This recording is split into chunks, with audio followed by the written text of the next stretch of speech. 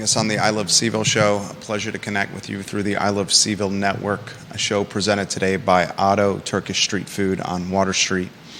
Otto Turkish Street Food, locally owned and operated on Water Street with easy parking right next to the restaurant.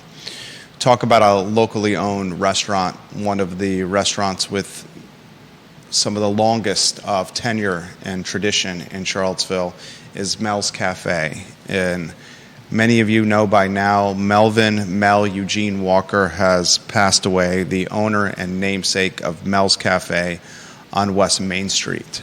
I want to take a look at Mel's life from a lot of different lenses. I want to take a look at Mel's life as a man born in the Vinegar Hill neighborhood in the 1950s.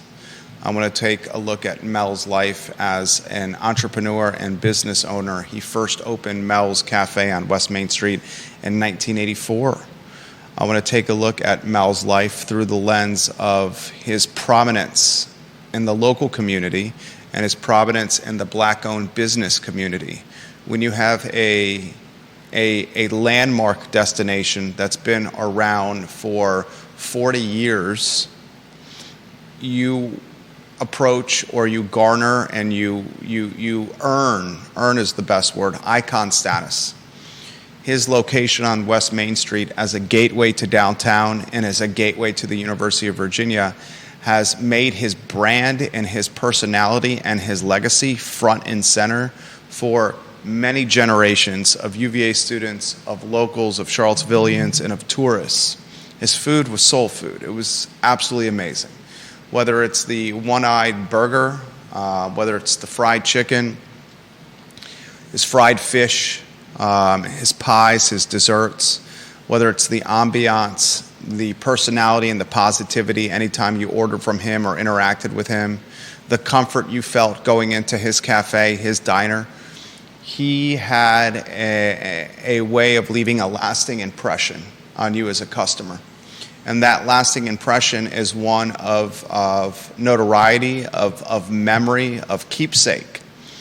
And that lasting impression has influence in the community. And that influence compounded with the location of his cafe front and center in this 10.2 square mile city means you got a guy that in his 70-some years on this planet has touched a lot of lives. So we'll try to unpack his influence and his legacy on the show. I will do my best to try to do justice to Mr. Walker on the program.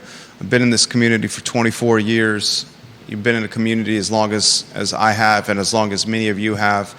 You're going to find your way to Mel's Cafe, and you're going to realize that it was a treasure of a cafe and diner. We have a lot we're going to cover on the show, including team members from MarieBette opening a cafe in Richmond. The cafe in Richmond is going to be a bakery and cafe. It is going to be called Janet's Cafe and Bakery. It's going to open in new development within the Forest Hill neighborhood. We'll unpack this family tree, expanding its branches. You have the MarieBette team with locations that we know of, very prominent on Rose Hill Drive and Petite MarieBette on Water Street. You have the MarieBette team opening a donut shop, a breakfast joint on Maury Avenue in a portion of the Anna's Pizza location. I believe that's called Spracco's. Thank you very much. New Jersey style donuts. And now you have a fourth branch on the family tree with Janet's Cafe and Bakery. We'll give you some of those details on today's show. On the program, we'll also highlight a positive story for downtown Charlottesville, a downtown mall flower competition. The businesses in the most important 8 blocks in the city of Charlottesville are competing for a $1,000 prize. And that prize will be awarded to the business in downtown Charlottesville that has the best or the most impressive green thumb when it comes to creating a box of flowers outside their location. Judges will award a $1,000 prize to the most impressive green thumb. I am excited for this story because it's so positive. I'm excited for this Virginia baseball regional. Brian O'Connor is hosting a regional again, his 11th hosted regional and 21 years on the job. He's made other regional appearances on the road, but he's hosted 11 regionals here at Davenport, at Disharoon Park in 21 seasons. He's got the Penn Quakers on the docket for Friday. First pitch is scheduled for 12 p.m. We have an apartment complex coming to Albemarle County, 328, Judah? Yeah. It's a lot of apartments. Mm-hmm. Judah will set the stage on that. And we have a new artificial turf field coming to Carr's Hill Field. Carr's Hill Field is the field opposite of the tennis courts and the new data science school. If you drive by that area, you'll see that Carr's Hill is just nothing but a patch of dirt now, and it's because the University of Virginia is putting down some very impressive turf. So a lot we're going to cover on the program. First, I want to highlight Mel Walker. Sad news, unexpected news. You're looking at a gentleman born in the Vinegar Hill neighborhood in the 1950s. First opened Mel's Cafe in 1984. Interestingly, he closed Mel's Cafe because the business did not have a lot of momentum. He closed it in 1989. He then reopened Mel's Cafe in 1995. He purchased the building and reopened the restaurant in 1995 after closing it in 1989. Mel has worked in restaurants since he was 11 years old. He cooked at the Virginian restaurant when he was 13 years old.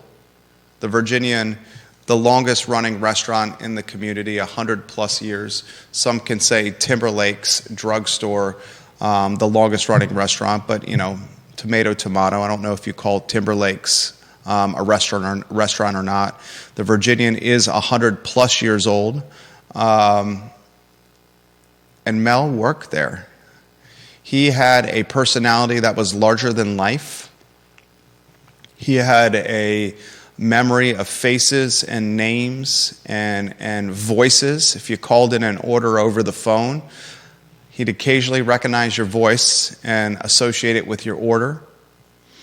He had a skill set of not just cooking soul food and pricing it fairly, but he had a skill set of human connection and being affable and approachable and likable and kind, and understanding that food was a vehicle or a mechanism to much larger aspects of life.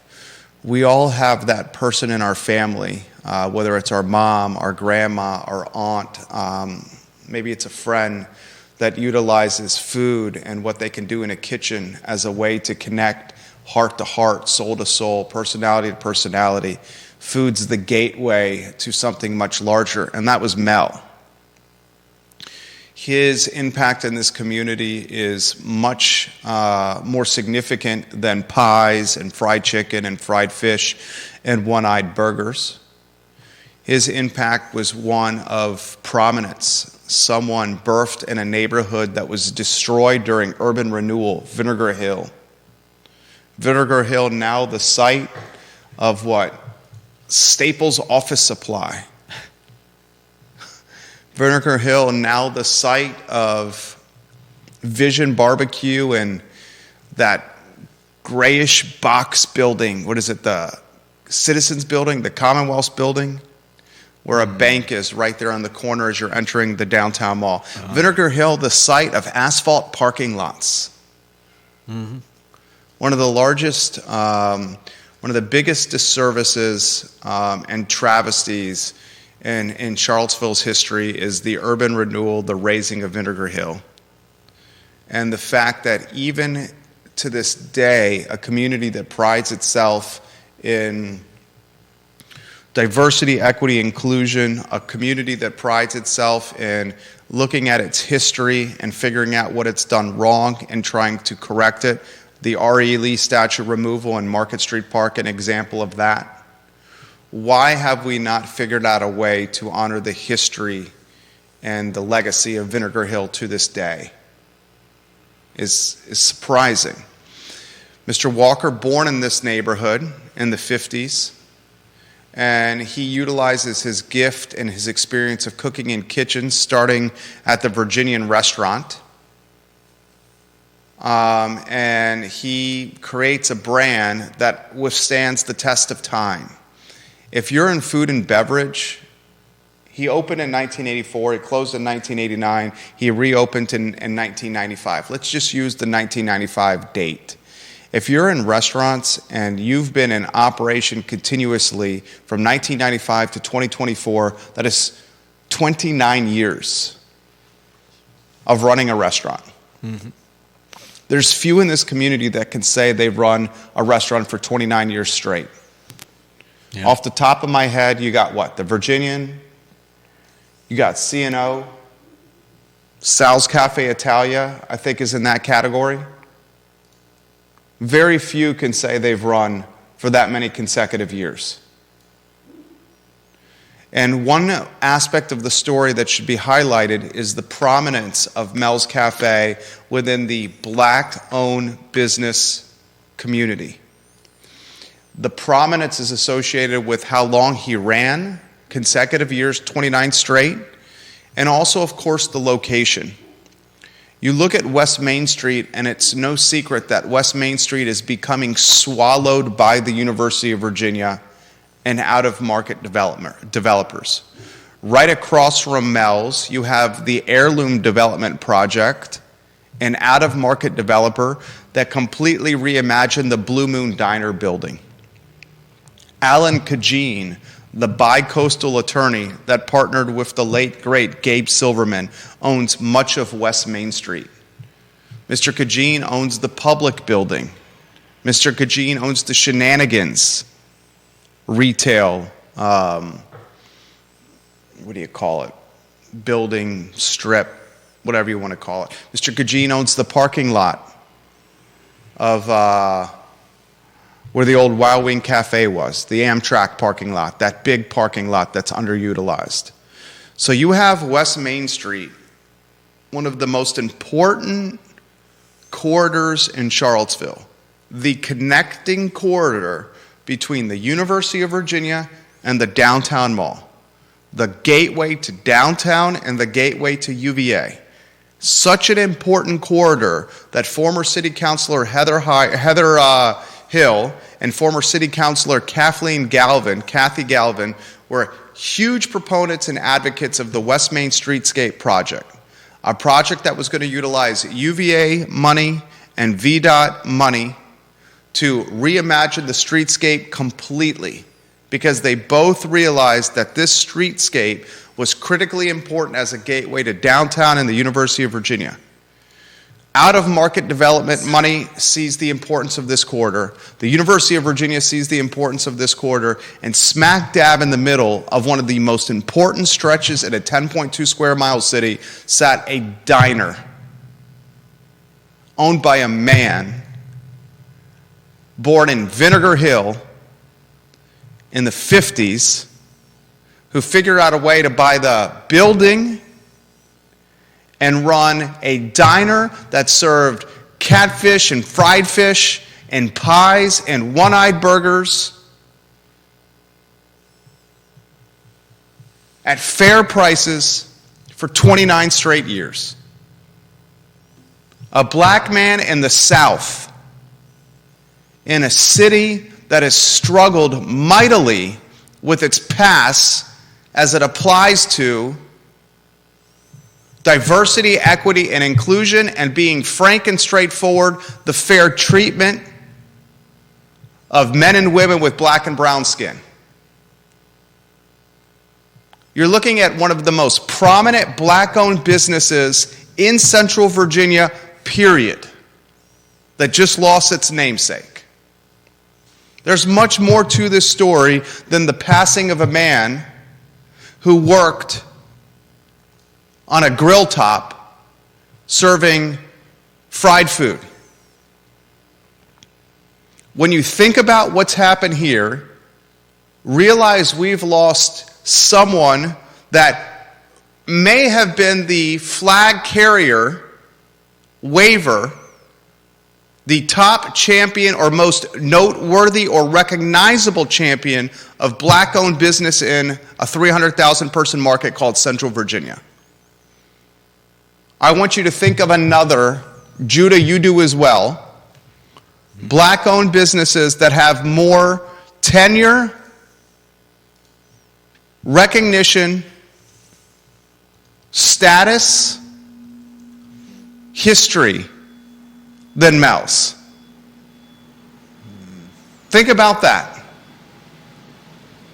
Think about the challenge of running a diner and a cafe and owning a building in a stretch of road where the University of Virginia is trying to control, a stretch of road where out-of-market developers are trying to control, a stretch of road where you're navigating city politics, a stretch of road that is literally in the middle of Fifeville, Star Hill, 10th and Page, Vinegar Hill, downtown. That's the center of all those.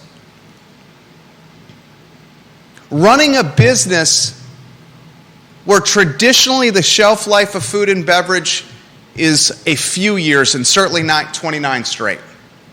And doing it in a way where pretty much every time you go in there, it's Mel that's making the food and serving you.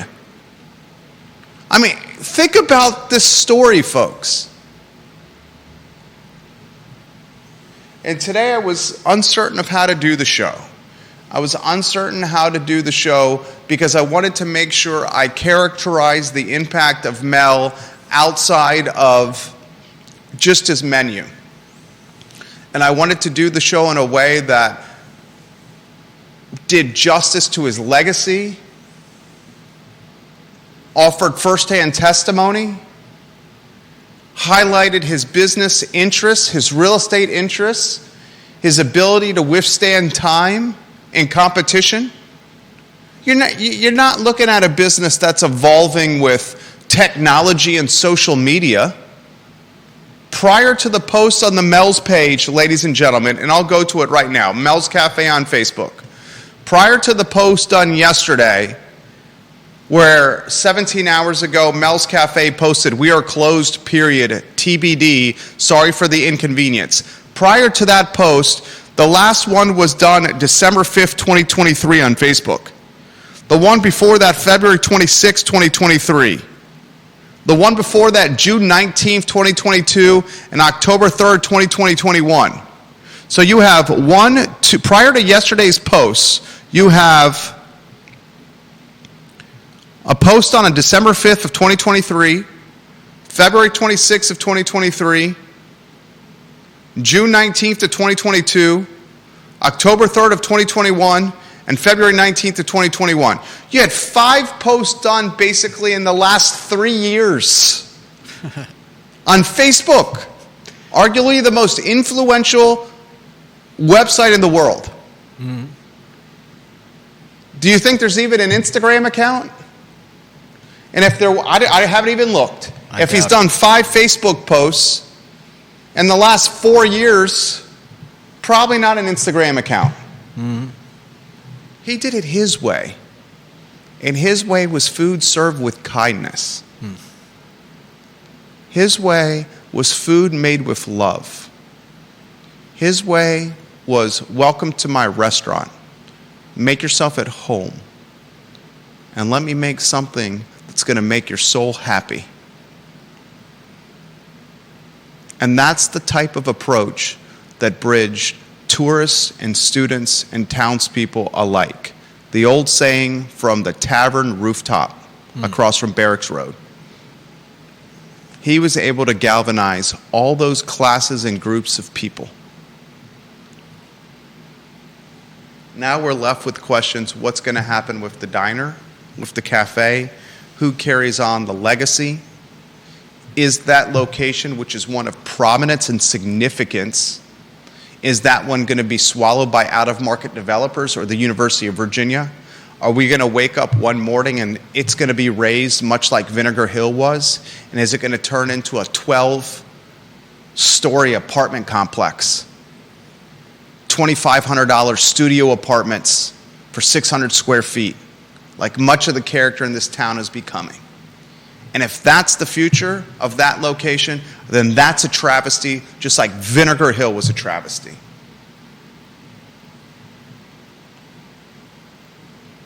Charlottesville lost a good man.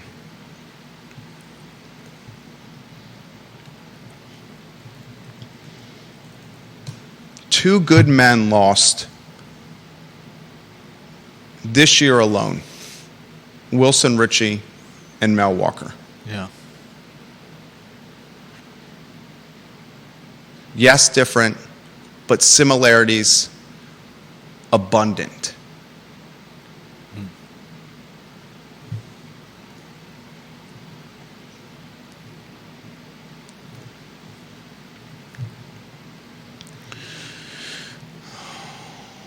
We'll relay some comments on air. Rob Neal watching the program. His photo on screen, Mr. Neal. My heart goes out to those who knew Mel deeper than the casual patron like me. Mel's is a foundational part of Charlottesville charm and nostalgia. Name a better lens on all that make us love CVille than sitting under an umbrella table at Mel's on a warm summer evening and student town gown all walk by along with travelers from the Amtrak station. Infuse a plate of fried chicken, stewed tomatoes, and greens paired with a cup of crushed ice-filled drink served with a smile and care. Would friends who have left CVille say they miss it? Many mean they miss sharing that meal at Mel's in that location over good conversation with friends and strangers. I would say, Rob Neal, this was your best comment in the history of the I Love CVille show. Thank you, Rob Neal, for sharing this. I'm going to respond to that right now. Amen to everything you just said. Stephanie Wells Rhodes, valued member of this family, says, so very sad, tags her fantastic husband, Larry Rhodes, and highlights it's Larry's favorite place.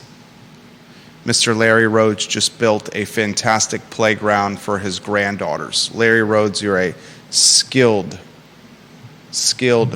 man.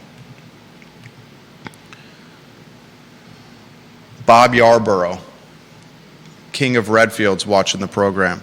The loss of beloved institutions is painful in communities, particularly towns our size. My hope is the city, because of the diner's historic designation, does not allow a developer to raise the building. Amen. Amen. Bob Yarborough. Curious to see how the city responds to this. Very curious to see how the city responds to this.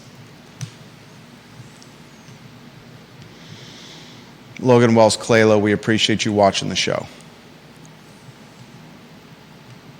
Got local media watching us as we speak.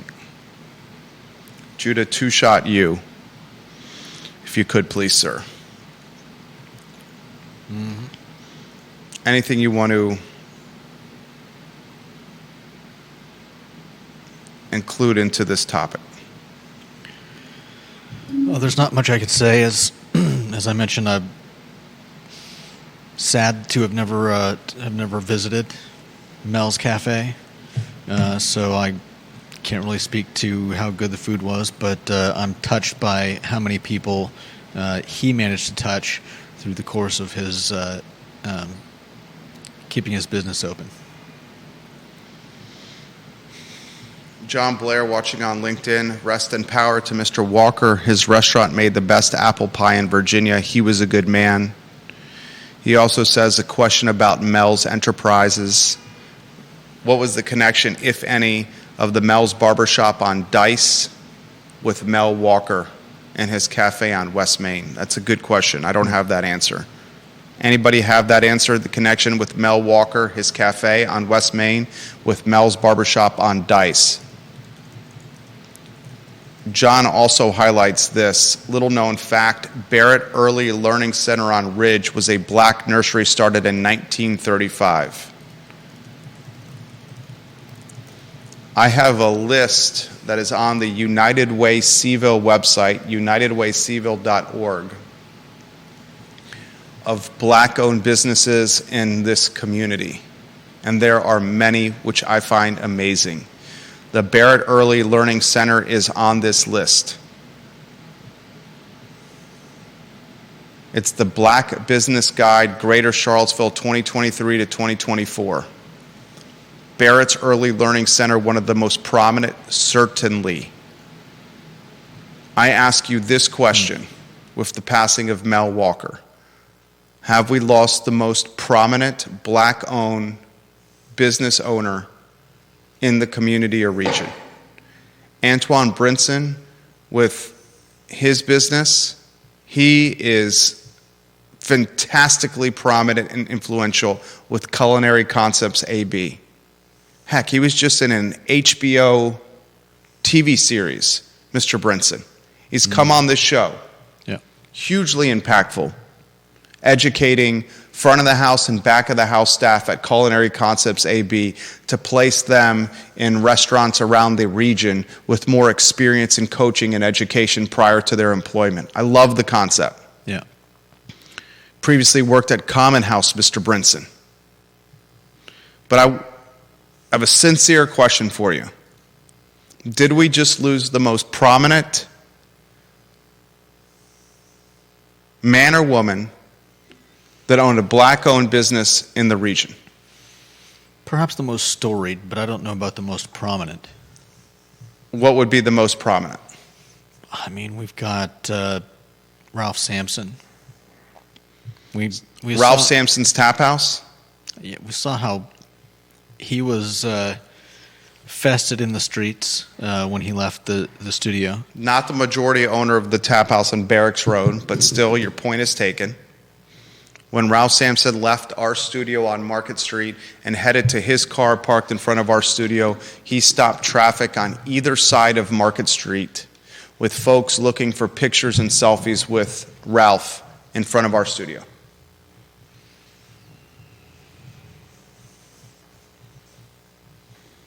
This is much more than the passing of a man in a diner. And I hope that's how the story is told by traditional media, many who are watching the show right now.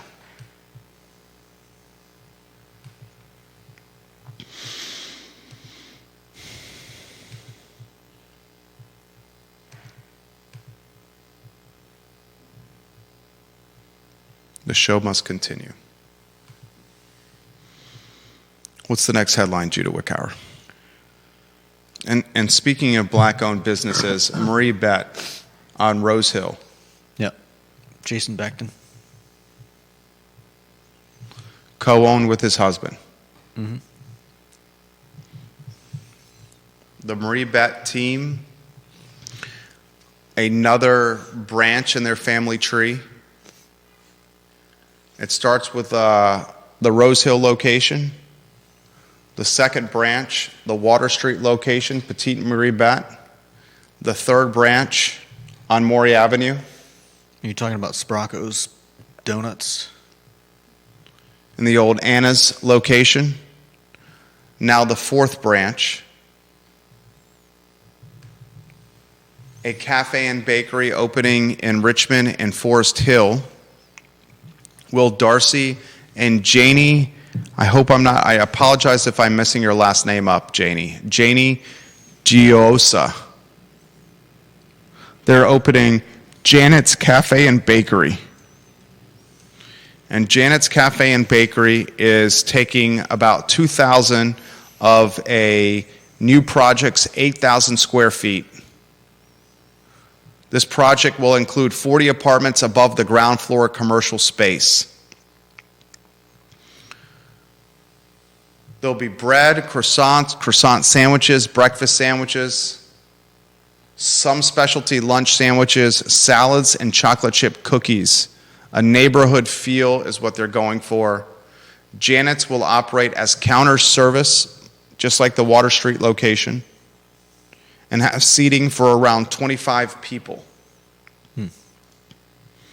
The cafe is named for an inside joke between the two, Janie and Janet.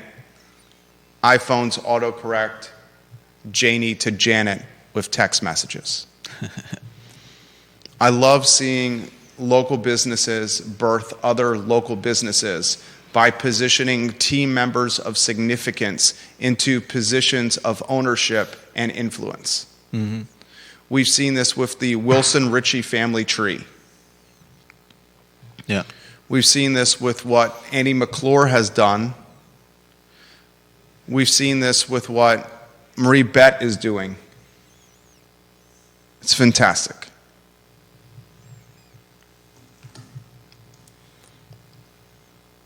I think they're going to have a lot of success in Richmond. That's a booming market. A market of affordability, a market of housing density, a market of walkability, and a market of employment opportunity. Richmond in a lot of ways is the yin to yang to Charlottesville. How so? Housing affordability in Richmond, that's there. Housing affordability in Charlottesville and Albemarle County, it's not. Walkability in Richmond, bikeability in Charlottesville, bikeability and walkability in Richmond, absolutely there. Nice. Bikeability and walkability in Charlottesville and the urban ring, if you want to risk your life, if you want to play Frogger. Yeah. Employment opportunity, Richmond, jobs galore across different sectors. Employment opportunity in Charlottesville and Albemarle County, yeah, if you work in high finance, and if you work in data, and if you work in science technology. Besides that, good luck. Good luck. That's why you're seeing a jettison or a migration of OG Charlottesville to Richmond.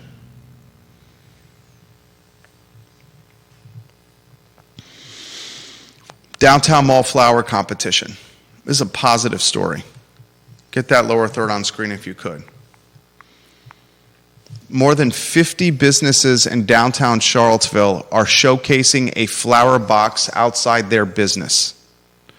The name of the competition is the Downtown in Bloom Celebration. Friends of Charlottesville is leading the charge. A friendly competition with $1,000 on the line.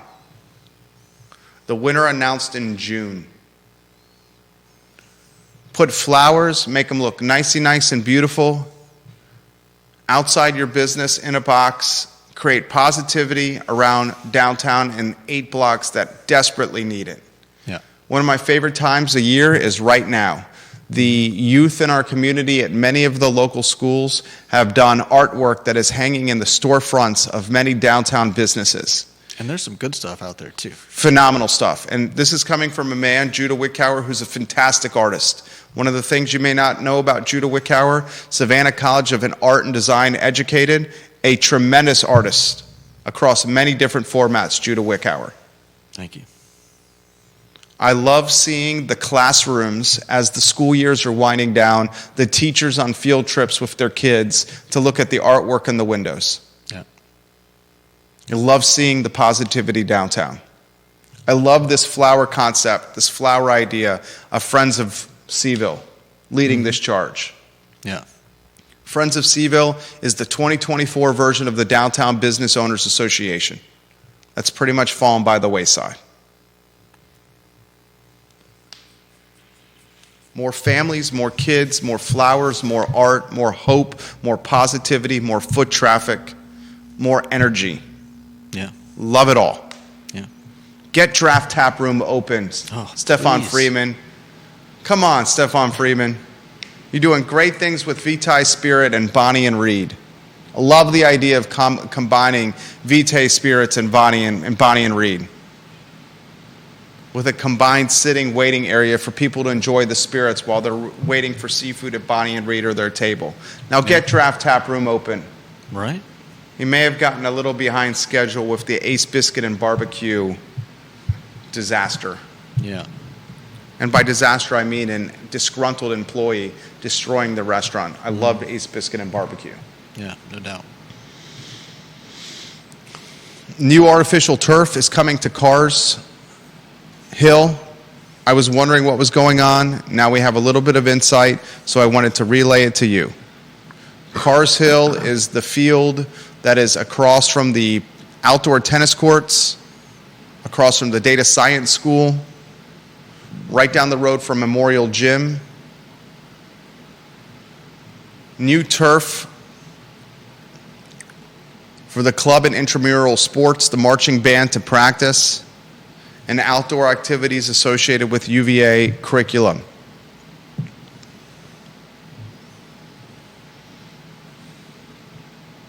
That area is in a floodplain, so they're being very strategic with the turf they're putting in.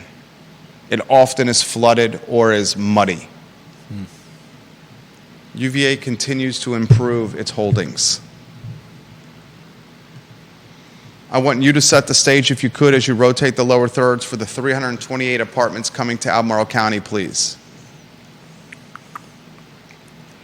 All right.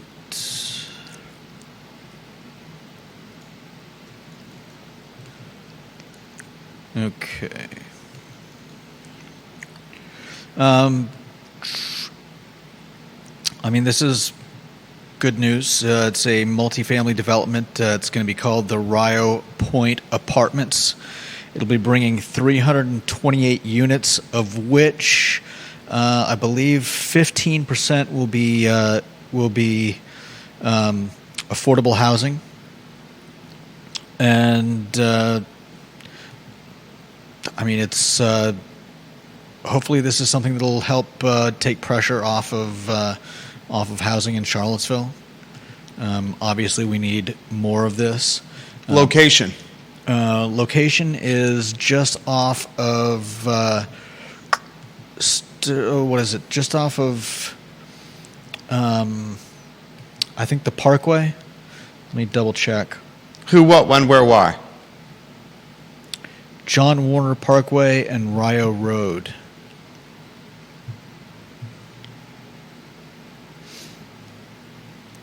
And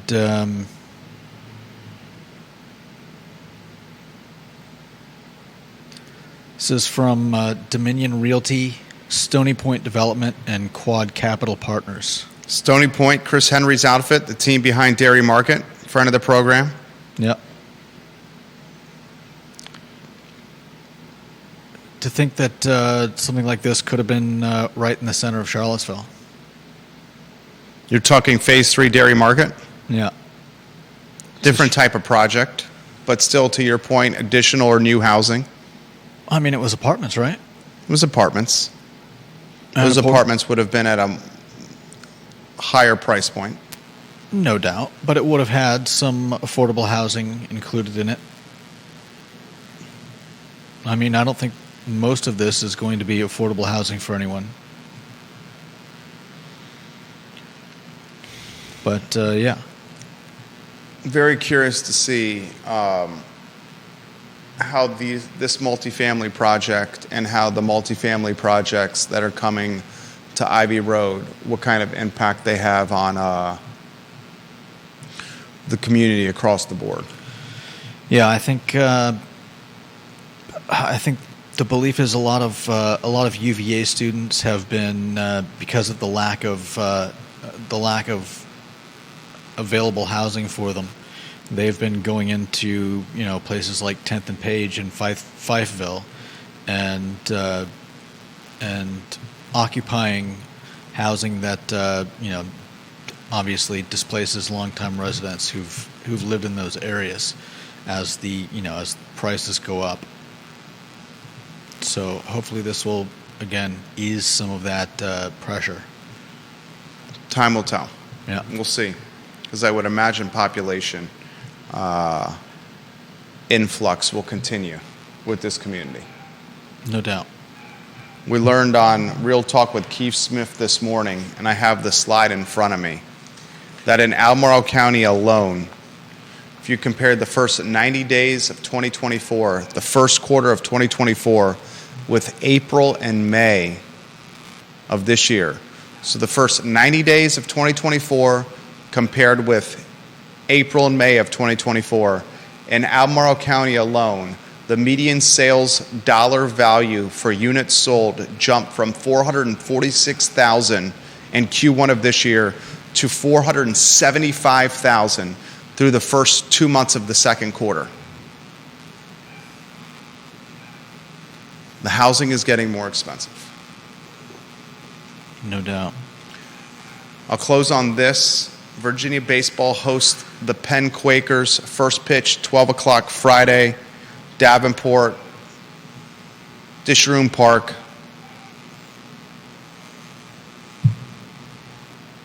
Virginia hosting a regional for the 11th time, and O'Connor's 21 years on the job. Mississippi State and St. John's also in this regional. The winner advances to the NCAA Super Regional. On paper, it would look like a UVA-Arkansas matchup.